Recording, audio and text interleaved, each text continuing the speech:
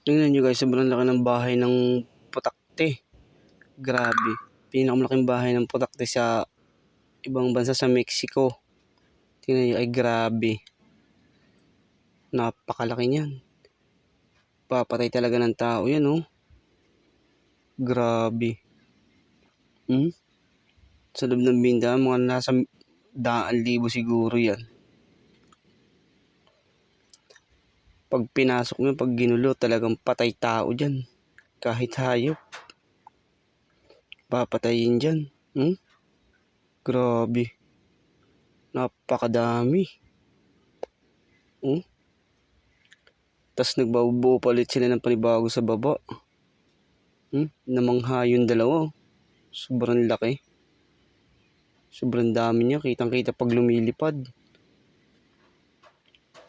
Swerte daw sa bahay yan. Pero parang malas yata. Pagka ganyan naman kalaki.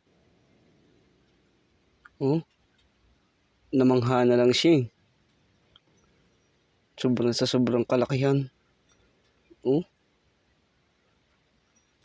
Grabe. Pag kita niyo naman kung paano gumagapang at lumilipad yung iba.